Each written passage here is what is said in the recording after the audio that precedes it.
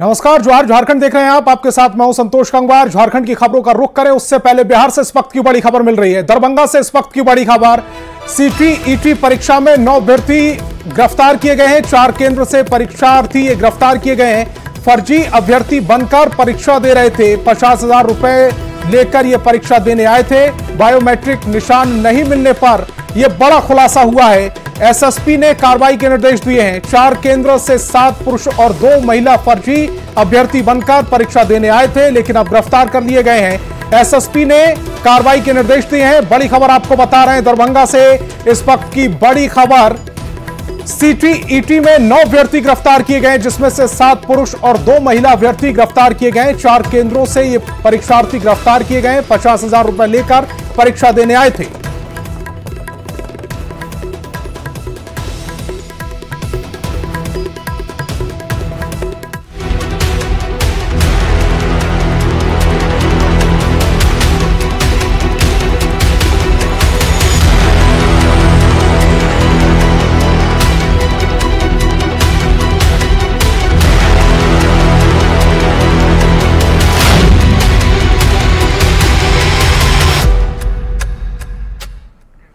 और झारखंड की खबरों की शुरुआत करेंगे रांची से आ रही इस वक्त की बड़ी खबर के साथ। और कल हेमंत कैबिनेट का विस्तार होगा और दोपहर 3:30 बजे राजभवन में शपथ ग्रहण समारोह का आयोजन भी किया जा रहा है।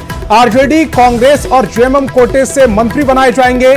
मिथिलेश ठाकुर, बसंत सोरेन, दीपक बिरुआ, हफीजुल हसन, बेबी देवी, सत्यानंद भोक्ता का मंत्री बनना लगभग तय माना जा रहा है। जबकि जेएमएम कोटे से वैद्यनाथ राम को 12वें मंत्री के तौर पर मंत्रिमंडल में जगह मिल सकती है। वहीं कांग्रेस कोटे के 4 मंत्रियों के नाम पर आज शाम को बैठक में चर्चा होगी। कल ही सीएम हेमंत सोरेन विश्वास मत हासिल करेंगे। विधानसभा के विशेष सत्र में फ्लोर टेस्ट होगा। अगर चंपाई सोरेन को मंत्रिमंडल में जगह दी जाती है तो जेएमएम से एक नाम कटना तय है। बड़ी खबर आपको बता रहे हैं। आरजेडी, कांग्रेस, जेएमएम के कोटे से जो मंत्री बनेंगे उनमें जो नाम चल रहे हैं उसमें जेएमएम कोटे से मंत्री बनाए जा सकते हैं मिथिलेश ठाकुर, बसंत सोरेन, दीपक बिरुआ, हफीजुल हसन, बेबी देवी, सत्यानंद भोक्ता, इनके नाम तय माने जा रहे हैं। जबकि जेएमएम कोटे से वैद्यनाथ राम को 12वें मंत्री के तौर पर मंत्रिमंडल में जगह मिल सकती है। वहीं कांग्रेस कोटे के 4 मंत्रियों के नाम पर आज शाम की बैठक में चर्चा होगी, फैसला लिया जाएगा। कल ही सीएम हेमंत सोरेन विश्वास मत भी हासिल करेंगे। विधानसभा के विशेष सत्र में फ्लोर टेस्ट होगा। अगर चंपाई सोरेन को मंत्रिमंडल में स्थान मिलता है, उन्हें जगह दी जाती है, तो जेएमएम से एक नाम कटना तय माना जा रहा है।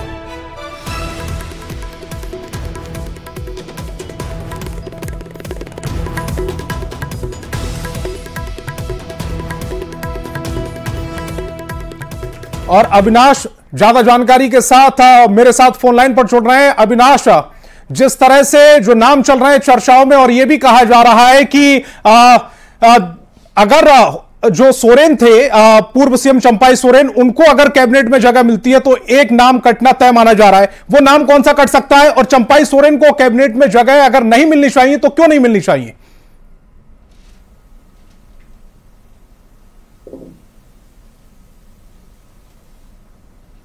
के पास जानकारी है उसके मुताबिक अगर हम बात करें तो जो जानकारी आ रही है उसमें चंपाई सोरेन को ये कहा गया है कि अगर वो चाहें, चूंकि उनकी इच्छा पर ही है, वो इससे पहले सीएम थे और ये कहा जा रहा है कि उनकी इच्छा पर ही ये छोड़ दिया गया है। अगर वो चाहें तो वो मंत्रिमंडल में शामिल हो सकते हैं।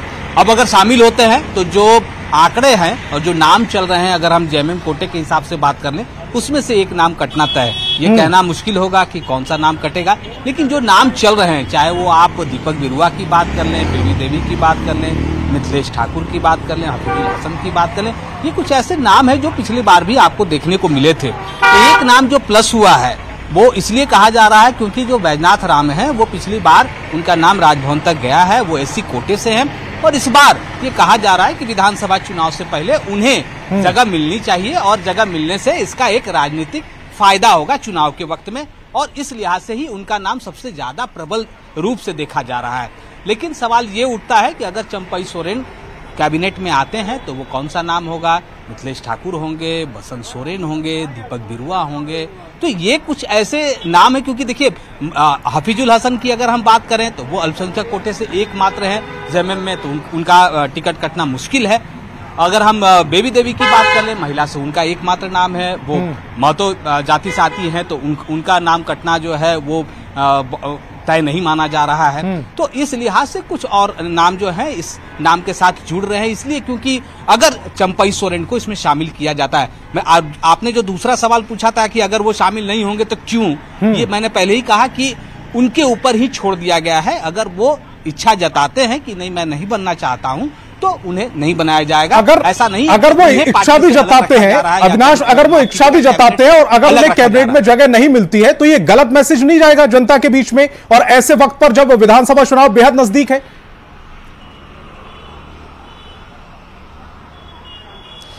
ये हम और आप पहले नहीं कह सकते हैं कि अगर उनको जगह नहीं मिलेगी तो क्या होगा और मैसेज कैसा जाएगा। नहीं, इसीलिए मैंने अगर शब्द का इस्तेमाल किया, अगर उन्हें शामिल नहीं किया जाता या वो नहीं होना चाहते करना होगा।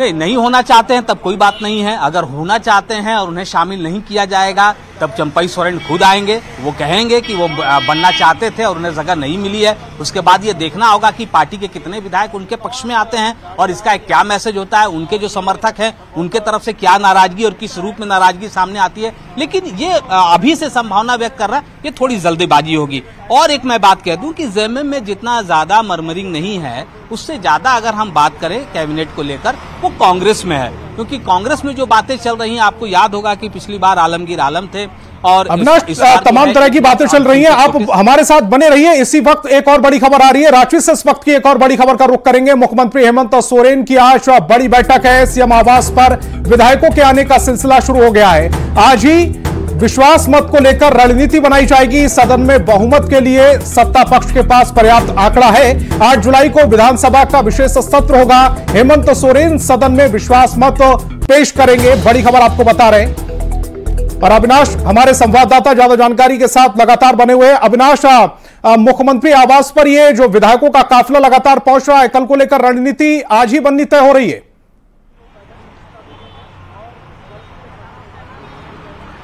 ये जरूरी भी है, दोनों ही तरफ रणनीति बन रही है। आपको बता दें, एक तरफ सीएम आवास पर जो सत्ताधारी दल के विधायक हैं वो जुट रहे हैं, दूसरी तरफ बीजेपी प्रदेश कार्यालय में जो मुख्य विपक्षी दल है, बीजेपी के द्वारा ये बैठक बुलाई गई है, एनडीए की बैठक, वहां भी रणनीति बनाई जाएगी।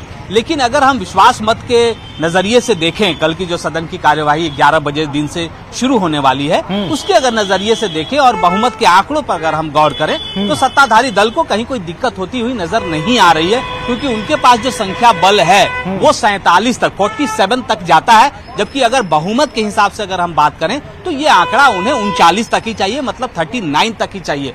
बीजेपी की अगर हम बात करें या एनडीए की बात करें तो ये आंकड़ा उनका 26-27 तक जाकर रुक जाता है। तो ये देखना होगा। एक और बात मैं बता दूं कि जो बीजेपी छोड़कर कांग्रेस में शामिल हुए थे और हजारीबाग से कैंडिडेट भी थे कांग्रेस के, जेपी पटेल जो कि बीजेपी के विधायक हैं, वो भी अभी इस वक्त बैठक में भाग लेने के लिए यहाँ पहुंचे हुए हैं। तो अब ये देखना होगा कि ये जो आंकड़े हैं, मैंने पहले ही कहा कि बहुमत के हिसाब से पर्याप्त आंकड़े हैं सत्ताधारी दल के पास, लेकिन कौन आता है कौन एब्सेंट रहता है। जैसे अगर मैं 2 नाम लूं सत्ता पक्ष की तरफ से, लोबिन हेम्ब्रम और चमरा लिंडा की बात करें, लोबिन हेम्ब्रम को पार्टी से निष्कासित किया गया है 6 साल के लिए, उन पर व्हिप भी जारी होता है तो कोई फर्क नहीं पड़ेगा। लेकिन ये देखना होगा कि क्या चमरा लिंडा आते हैं या नहीं आते हैं। तो ये कुछ ऐसे विधायकों के चेहरे हैं जिस पर सदन के अंदर नजर होगी कि वो आएंगे तो क्या करते हैं। जो 2 निर्दलीय हैं, चाहे वो अमित यादव की बात कर लें या सरयू राय की बात कर लें, वो क्या करते हैं, उस पर भी लोगों की निगाहें होंगी। लेकिन एक बात तय है कि जो बहुमत का आंकड़ा है, उस आंकड़े से फिलहाल जो आंकड़े दिख रहे हैं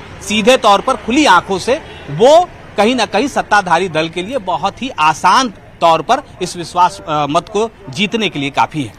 बिल्कुल, और इसीलिए थोड़ी सुखद स्थिति में कह सकते हैं कि जेएमएम है। अविनाश, अब हमारे साथ जुड़े, आपका बहुत बहुत शुक्रिया। रांची से आ रही एक और बड़ी खबर का रुख करेंगे। 8 जुलाई को बुलाए गए विधानसभा के विशेष सत्र से पहले बीजेपी ने विधायक दल की बैठक बुलाई है। प्रदेश कार्यालय में बीजेपी विधायकों का आना शुरू हो गया है। इस बैठक में बीजेपी कोटे के तमाम विधायक मौजूद रहेंगे। प्रदेश अध्यक्ष बाबूलाल मरांडी, नेता प्रतिपक्ष अमर बाउरी की अध्यक्षता में यह बैठक रखी गई है। वहीं बैठक से पहले विधायक अमिता मंडल अमित मंडल ने कहा है कि बीजेपी किस मजबूती के साथ सदन में जाएगी, इस पर इस बैठक में चर्चा होगी।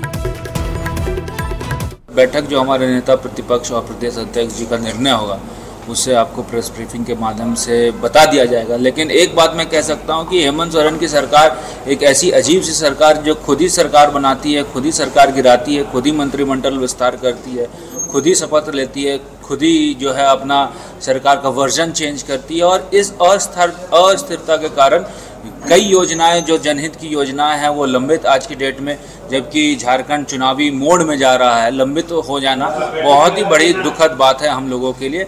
लगातार देश की जनआकांक्षा के अनुरूप परिवारवाद पर चोट कर रहे हैं और लंबे समय तक जिन लोगों ने परिवारवाद के आधार पर कांग्रेस के गोद में जो झारखंड मुक्ति मोर्चा की सरकार चल रही है, ये पुनः उसी परिवारवाद के सहारे जा रही है। और यह स्पष्ट हो गया कि उस परिवार से बाहर उनके नज़र में कोई कार्यकर्ता नहीं है। कल होने वाले विशेष सत्र को लेकर सत्ता पक्ष और विपक्ष ने पूरी तरह से तैयारियां कर ली हैं, संभावित नाम भी सामने आ गए हैं। लेकिन चुनावी माहौल में कैबिनेट विस्तार पर फैसला लेना इतना आसान नहीं दिख रहा है। इसी पर एक रिपोर्ट देखिए। कल झारखंड विधानसभा का विशेष सत्र, विश्वास मत हासिल करेंगे सीएम हेमंत सोरेन। विशेष सत्र के बाद होगा कैबिनेट विस्तार।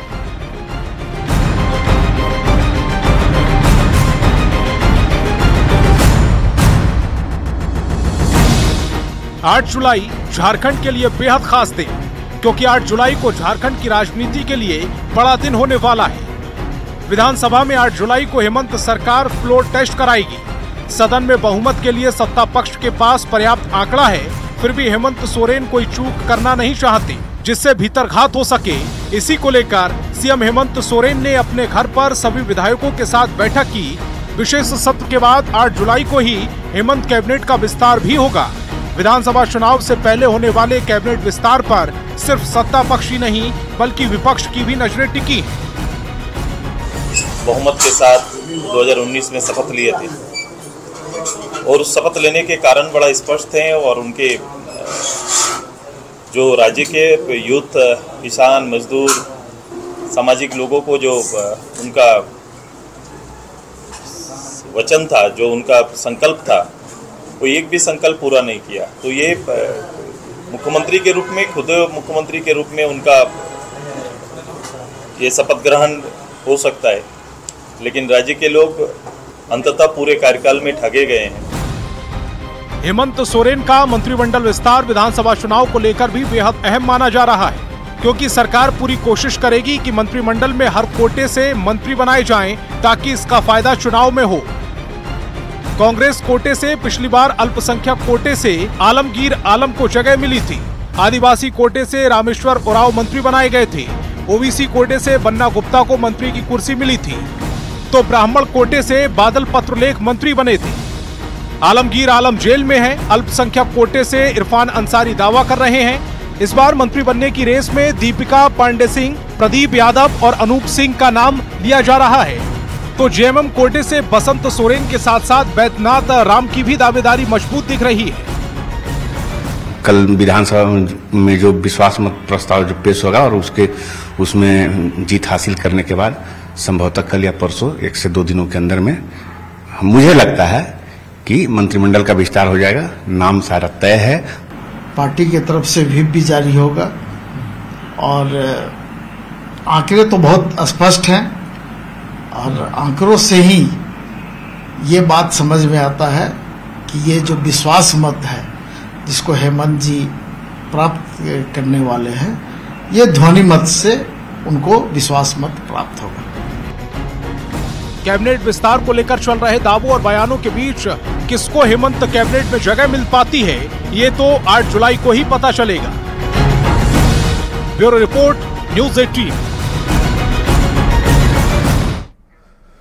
और देवघर के सीता होटल के पास मकान धंसने से बड़ा हादसा हो गया। मकान के अंदर 9 लोग फंसे हुए थे। एनडीआरएफ की टीम ने कड़ी मशक्कत के बाद सभी को बाहर निकाला, जिसमें से 3 लोगों की मौत हो गई। बाकी घायलों को इलाज के लिए अस्पताल में भर्ती कराया गया। मलबे में तब्दील मकान, आसपास अफरा तफरी का माहौल बताने को काफी है कि यहाँ कुछ अनहोनी हुई है। तस्वीरें देवघर की हैं। यहाँ रविवार की सुबह एक ऐसा हादसा हुआ जिसने लोगों का दिल झकझोर कर रख दिया। सुबह 6 बजे के आसपास बम बम बाबा पथ पर 3 मंजिला मकान ताश के पत्तों की तरह अचानक ढह गया। हादसे में 2 बच्चे और एक महिला की मौत हो गई। मकान के मलबे में कई लोग फंस गए। हादसे की जानकारी मिलते ही जिला प्रशासन और एनडीआरएफ की टीम मौके पर पहुंची और मलबे में फंसे लोगों का रेस्क्यू किया गया। फिलहाल घायलों का सदर अस्पताल में इलाज जारी है। इस दौरान गोड्डा के लोकसभा सांसद निशिकांत दुबे, डीसी विशाल सागर समेत कई अधिकारी मौके पर रहे।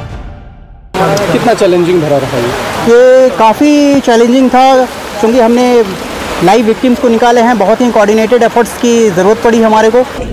रेस्पॉन्सिबल सिटीजन्स होने के नाते लोगों को भी इस बात की जिम्मेदारी लेनी पड़ेगी।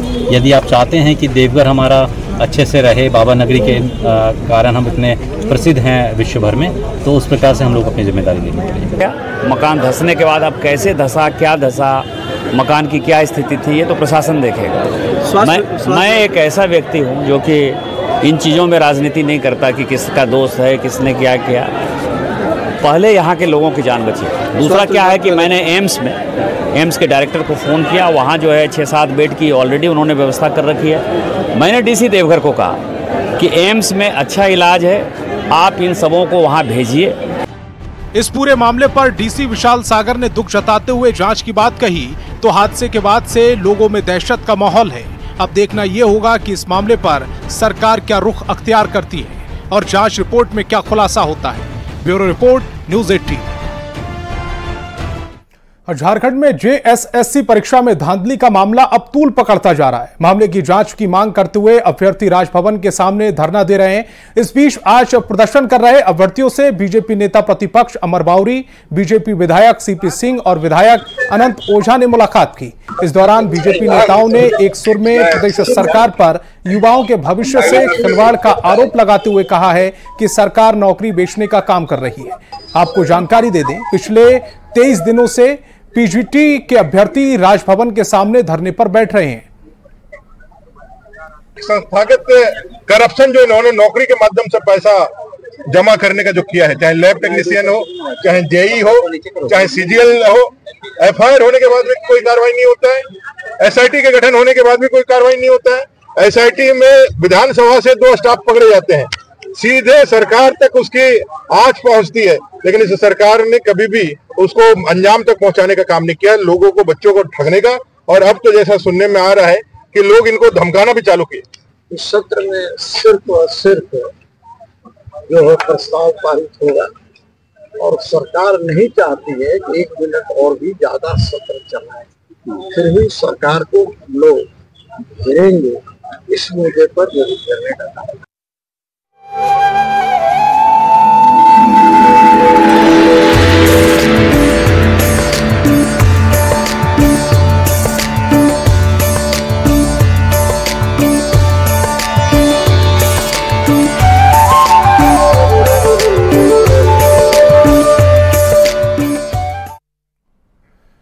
और जगन्नाथ रथ यात्रा को लेकर देश भर में धूम है। इस बीच भगवान जगन्नाथ भाई बलभद्र और बहन सुभद्रा के साथ रथ पर विराजमान होकर मौसी बाड़ी के लिए रवाना हो गए। मुख्यमंत्री हेमंत सोरेन अपनी पत्नी और बेटे के साथ भगवान जगन्नाथ की पूजा अर्चना करने पहुंचे। इस दौरान सांसद संजय सेठ, कांग्रेस प्रदेश अध्यक्ष राजेश ठाकुर और खिचड़ी विधायक राजेश कच्छप भी मौजूद रहे। पूरा देश को पता है आज भगवान जगन्नाथ जी का रथ यात्रा है। इस अवसर पर आज हम लोग हर साल की बात इस बार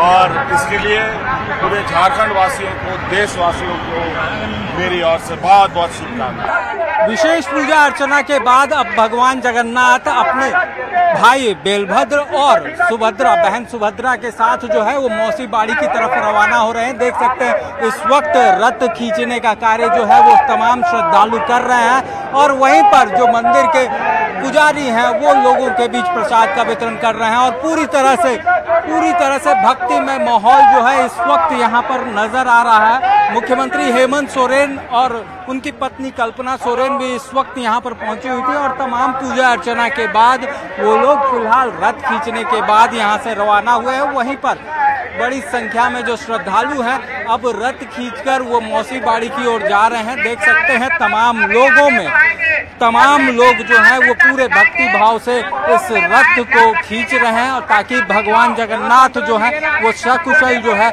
वो अपने मौसी के घर यानी कि मौसी बाड़ी तक पहुंच सके। तो और वहां पर भगवान जगन्नाथ 9 दिनों तक रहेंगे और उसके बाद फिर घुरती मेला के दिन अगर कहा जाए तो रथ के माध्यम से ही जो मुख्य मंदिर है वहां पर जो भगवान जगन्नाथ हैं अपने भाई बेलभद्र और बहन सुभद्रा के साथ पहुंचेंगे। तो कहा जा सकता है पूरी तरह से भक्ति का माहौल इस वक्त राजधानी रांची के इस परिसर में देखने को मिल रहा है। कैमरामैन प्रभाकर के साथ ओम प्रकाश, न्यूज़ 18 रांची। और इसी बीच बड़ी खबर मिल रही है। पूर्व विधायक और बीजेपी के प्रदेश प्रवक्ता कुणाल षडंगी ने पार्टी से इस्तीफा दे दिया है। प्रदेश अध्यक्ष बाबूलाल मरांडी को यह इस्तीफा भेजा गया। मेरे उठाए मुद्दों पर पार्टी ने गंभीरता से नहीं दिखाई है, इसीलिए ये इस्तीफा दे रहा हूं। ये कुणाल षडंगी की ओर से अपनी प्रतिक्रिया दी गई है। कई दिनों के इंतजार के बाद भी मैंने ये कदम उठाया है। 2019 विधानसभा चुनाव से पहले कुणाल षडंगी जेएमएम छोड़कर बीजेपी में शामिल हुए थे और अब उन्होंने पार्टी से इस्तीफा दे दिया है, बीजेपी से इस्तीफा दे दिया। तो इस बुलेटिन में फिलहाल इतना ही, लेकिन चलते चलते एक नजर हेडलाइंस पर।